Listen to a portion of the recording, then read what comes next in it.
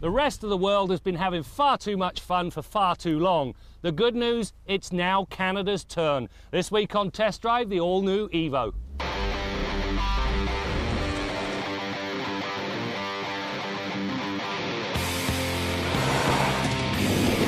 After being denied the Evo for so long, the anticipation and longing for the 10th generation car was, well, intense. The wait, however, has been well worth the while. Its good looks and obvious breeding are only eclipsed by the manner in which it drives. Keeping the smile off an Evo owner's face is going to be darn near impossible, which speaks volumes about the potential. This Evo is every inch a driver's car. To begin with, a great stereo that keeps you entertained when you go out for a quick thrash. Then you get to these Recaro seats. Now these things are as good as anything you'll find in any car at any price. There are, however, a couple of pet peeves. First of all, only tilt steering. It needs a telescopic adjustment as well. And buried way down here in the cluster is a tiny fuel gauge. It's easy to miss the point that you should be pulling over and gassing up. Part of the Evo's fascination boils down to what's under the hood.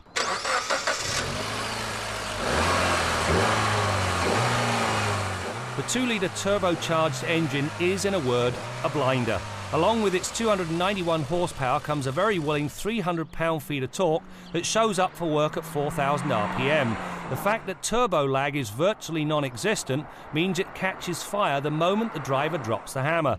To begin with, it runs to 100k in just 5.4 seconds. That, however, is only the start.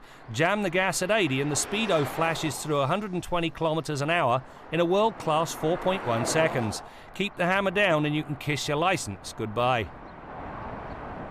One of the Evo's defining features is its all-wheel drive system. Not only does it split the power front to rear, it also divvies up the power at the rear in a different manner. When you go flogging into a left-hand corner, it actually turns the right rear wheel faster than it does this wheel.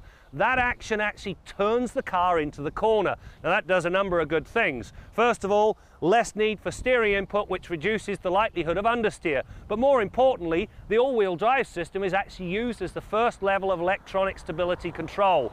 That means that the true electronic nannies, well, they actually don't turn up for work until they're actually needed. Along with the other party tricks, the driver can also control the power split front to rear.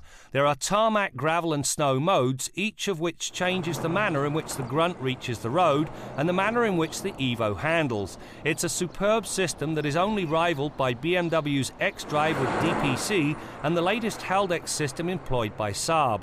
The 5-speed manual box is perhaps the only weak link. The ratios are great when thrashing around, but the car feels just too busy on the highway. The MR and its twin-clutch 6-speed box solves this problem.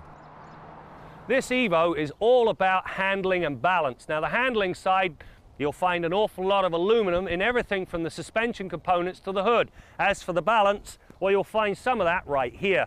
There's the battery, there's the washer fluid bottle. Now by moving those components from the front of the car to the back, it evens out the weight distribution front to rear. The downside, what you see in terms of trunk capacity is what you get. All of that trimming and balancing works wonders. The Evo waltzed through the pylons like a past master. There is very little understeer. The P205 40R18 tyres bring tons of lateral grip, and the response to steering input is lightning fast. The bonus with the 10th generation car is that unlike the previous model, this one also brings some civility to its drive. There's enough give to the suspension you don't need an extensive dental plan, and the steering speed does not translate into a darty feel. It is a dynamic delight. The uber-powerful Brembo brakes follow this lead, bringing short 39-metre stops from 100k. This Evo is an awesome piece of engineering. Yes, it has its flaws. It needs a 6-speed gearbox instead of the 5-speed, although the MR will take care of that.